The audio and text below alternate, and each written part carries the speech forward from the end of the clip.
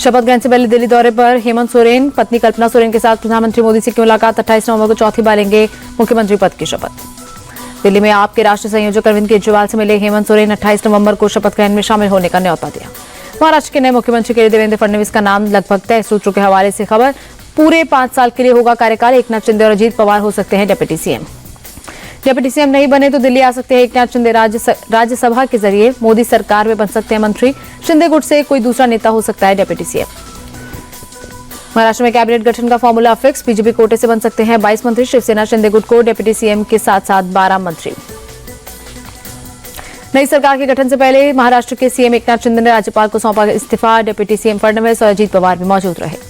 केंद्रीय मंत्री रामदास अठावले बोले, महाराष्ट्र में विवाद जल्द खत्म होना चाहिए। बीजेपी हाईकमान ने तय किया है फडणवीस सीएम बने, लेकिन शिंदे नाराज है।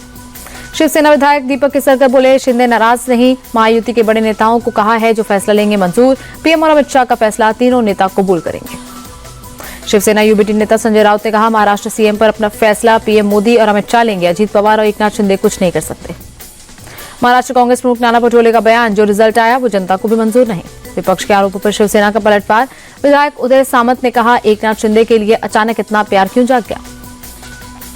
29 नवंबर को कांग्रेस वर्किंग कमेटी की बैठक। महाराष्ट्र के साथ साथ हरियाणा की चुनावी हार पर होगी चर्चा। देश के मौजूदा राजनीतिक हालात पर भी हो सकती है बातचीत। राज्यसभा की 6 खाली सीटों के लिए 20 दिसंबर को चुनाव। उसी दिन आएंगे नतीजे। आंध्र प्रदेश की 3, उड़ीसा, बंगाल और हरियाणा की 1-1 सीटों पर चुनाव। दिल्ली में संविधान दिवस पर आयोजित कार्यक्रम में शामिल हुए प्रधानमंत्री। बोले, संविधान हमारे वर्तमान और भविष्य का मार्गदर्शक। संविधान में ही हर समस्या का समाधान। पीएम बोले, बाबा साहब का संविधान जम्मू कश्मीर में भी पूरी तरह लागू। पहली बार संविधान दिवस मना रहा है जम्मू कश्मीर।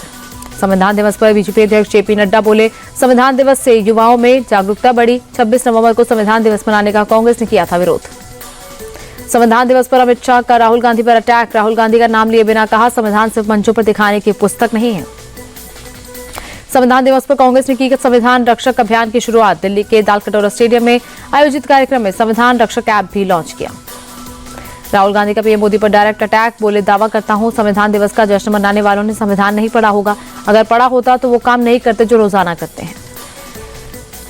सपा चीफ अखिलेश यादव ने कहा, संविधान दिवस सच्चे मन से निभाने वाला फर्ज, कोई दिखावटी सालाना जलसा नहीं। संभल के गम के माहौल में कैसे मनाए संविधान का उत्सव।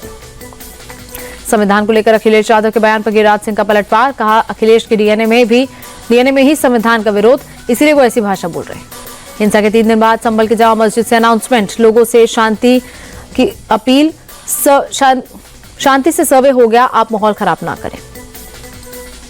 संभल हिंसा पर हुई एफआईआर में सनसनीखेज खुलासे। लिखा, एसआई की पिस्तौल छीनने की कोशिश हुई। आंसू गैस के गोले लूटे गए।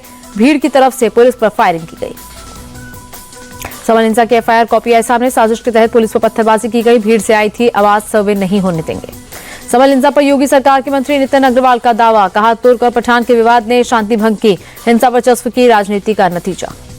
दिल्ली के मुख्यमंत्री आतिशी का केंद्र सरकार पर बड़ा आरोप। चुनाव से पहले वोटर लिस्ट में हो रही छेड़छाड़। सीएम आतिशी ने कहा, हर सीट पर आपके 20,000 वोट काटने का आदेश। केंद्र सरकार अफसरों पर दबाव बना रही। आम आदमी पार्टी के स्थापना दिवस पर बोले अरविंद केजरीवाल, कहा, हम देशभक्ति की भावना से काम करते हैं। हमने दिल्ली के स्कूलों का कायाकल्प किया। बिहार विधानसभा के गेट पर पोस्टर थामे दिखे तेजस्वी यादव। अन्य विपक्षी सदस्यों के साथ स्मार्ट मीटर का विरोध और आरक्षण की मांग। पूर्व मुख्यमंत्री और आरजेडी नेता राबड़ी यादव ने भी बिहार असेंबली के बाहर किया प्रदर्शन। स्मार्ट मीटर हटाने की मांग की। कहा, इससे बहुत बड़ा भ्रष्टाचार हो रहा है। आरक्षण को लेकर बोले तेजस्वी यादव, हमने आरक्षण की सीमा 75% की। सरकार अगर पक्ष में है तो नया कानून लाए। सीएम योगी से मिले भारत में डेनमार्क के राजदूत। लखनऊ में हुई दोनों की बातचीत। यूपी के डिप्टी सीएम केशव प्रसाद मौर्य ने महाकुंभ मेले की तैयारियों का निरीक्षण किया। बोले, बहुत भव्य और व्यवस्थित तरीके से तैयारी चल रही है। बिहार के भागलपुर में ज्वेलरी शॉप से 3 करोड़ की चोरी। नकाबपोश अपराधियों ने दिया घटना को अंजाम। चोरी की वारदात सीसीटीवी में कैद। पीछे के दरवाजे का ताला तोड़कर घुसे थे अपराधी। बाहर के लोगों को घटना की भनक तक नहीं लगी। हादसे पर केरल के ट्रांसपोर्ट मंत्री ने दुख जताया। बोले, बहुत दर्दनाक हादसा। लॉरी ड्राइवर का लाइसेंस और परमिट कैंसिल होगा। राजधानी की हवा बेहद खराब श्रेणी में बरकरार। कई जगहों पर AQI 400 के पार। दिल्ली के कनॉट प्लेस में भी छाई धुंध की परत। बहुत खराब श्रेणी में बना हुआ AQI। ढाका में श्री चिन्मय कृष्णदास को हिरासत में लिए जाने के बाद इस्कॉन ने किया ट्वीट। लिखा, इस्कॉन का कहीं भी आतंकवाद से कोई लेना देना नहीं। बेबुनियाद आरोप लगाना अपमानजनक। इस्कॉन ने भारत सरकार से किया आग्रह, बांग्लादेश सरकार से बात कर चिन्मय कृष्णदास को तुरंत रिहा कराएं। बीजेपी नेता दिलीप घोष ने चिन्मय कृष्णदास को ढाका में हिरासत में लिए जाने पर जताई चिंता, कहा कोई नहीं जानता वे कहां हैं। बांग्लादेश में हिंदू लोगों को दबाने की कोशिश।